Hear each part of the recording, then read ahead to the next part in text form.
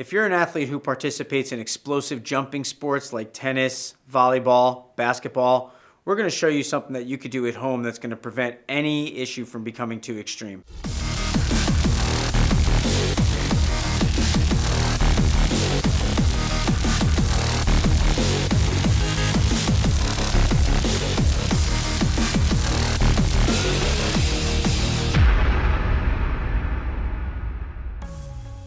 So we often see people coming in that have had some problems with weak ankles, some stress into the foot with running and things like plantar fasciitis, and athletes that have had tight calves from things like playing basketball, tennis, volleyball, jumping sports.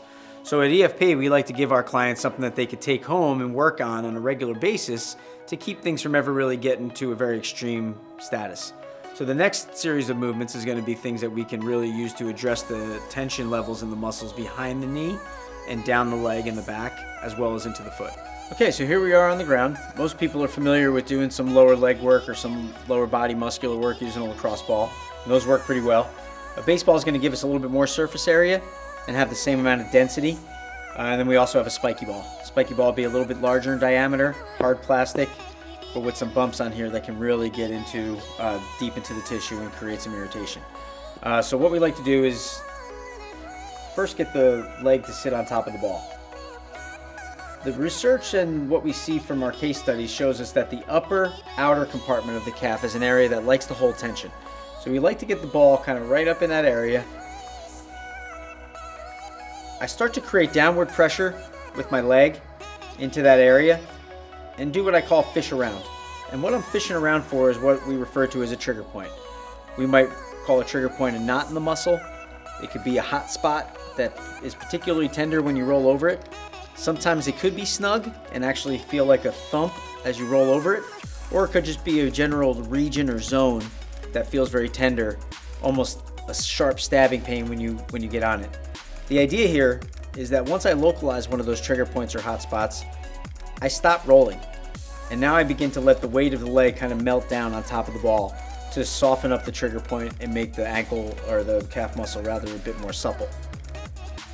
Because the trigger point tends to limit the amount of ankle movement, once I have the direct pressure being put downward on the ball, I then begin to work my foot into circles.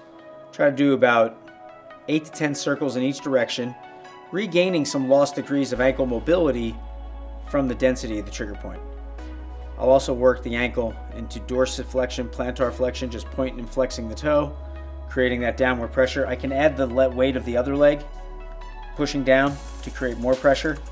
And after I've done my ankle circles and my toe pointers, I start to maybe smear around that area to really get the tissue to soften up. Another area that gets real snug, and this might be a little bit more for our folks who spend time in high heels or flip-flops, as well as our baseball players who rotate off of the big toe and put a little bit more contraction into that medial compartment. Get the ball on the inside there. What I can do then is put that leg over and start to move a little bit more up and down into that compartment. Remember, when I localize an area that's pretty snug or painful or a trigger point, hot spot, I'll stop rolling and begin working my ankle circles. About 8 to 10 in each direction, followed then by some pointing and flexing of the toe, up and down, and then smear a little bit. And we can work that same technique on the outside as we move closer down to the ankle. Fish around, move around, localize, get the ankle going. So we do this for about 2 minutes on each leg. Next, we're going to show you something that we do for the bottom of the foot for all the folks who have struggled with some plantar fasciitis pain. So if you've ever struggled with plantar fasciitis or have been told that you have some problem with the bottom of your foot, odds are good that the area through the arch, as well as in the front or the heel, could be a little bit snug. So we're going to take our same ball of choice, whether it's a lacrosse ball, a baseball, or a spiky ball, and divide the foot up into 3 specific zones. The first zone is going to be directly under the ball of the foot in the area where all the toes connect. I'm going to put my foot in a position where the heel's grounded into the floor. I'm holding on to something for support here if I need to. Something about chest level, hip level.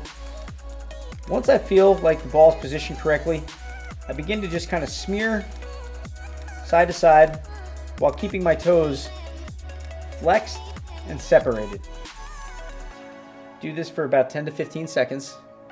And then I'm going to kind of let my toes relax over the ball and pull them back up. As I'm pulling my toes back up, I'm putting direct downward pressure into the ball to soften up that area. So let the toes relax, pull them right back.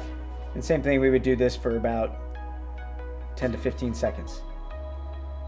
This is going to cover the front area of the foot, the front zone. The second area that we focus on is directly in the middle into the arch area. From here, I use the same ball.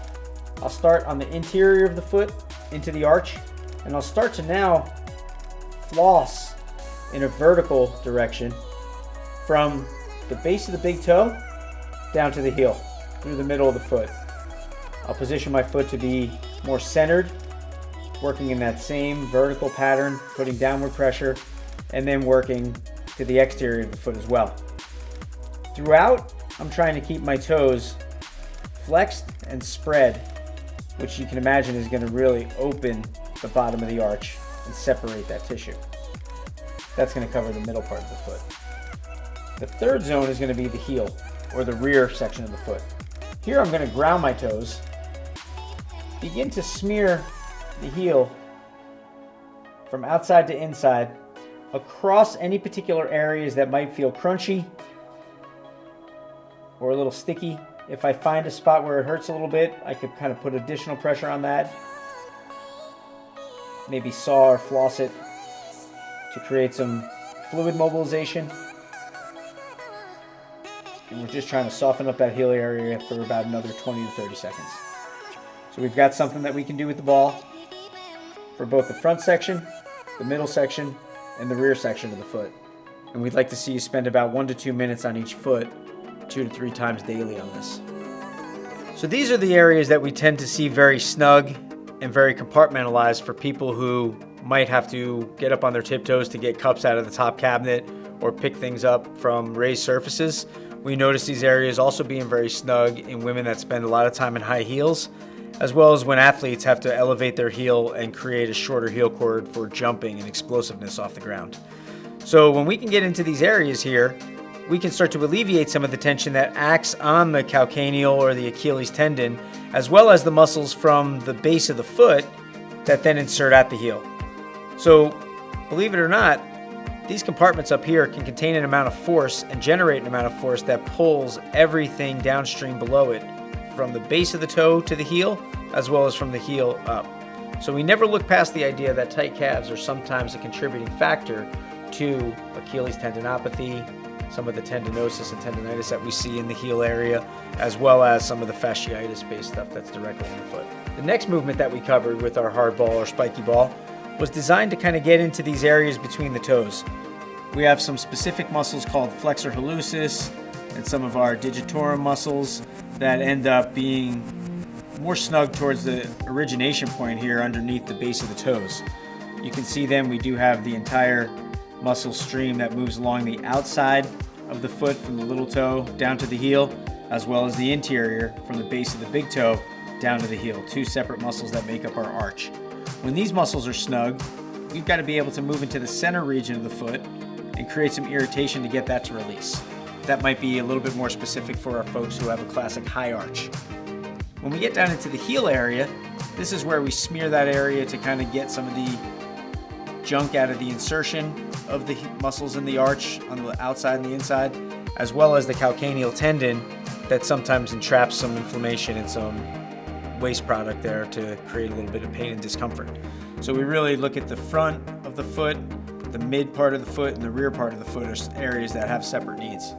So what's great about what we showed you today is that these movements can be performed with something as simple as a hard ball in the comfort of your own home, and by keeping the areas in the upper part of the lower leg as well as down near the foot in a smooth, organized condition, you're not going to have some of the pain-based issues that we see in a lot of our athletes or high heel or flip-flop wearers. If you found any of these movements to be helpful, then be sure to subscribe to our YouTube channel for more content. Or if you're interested in getting scheduled for an initial analysis session, click on the link below.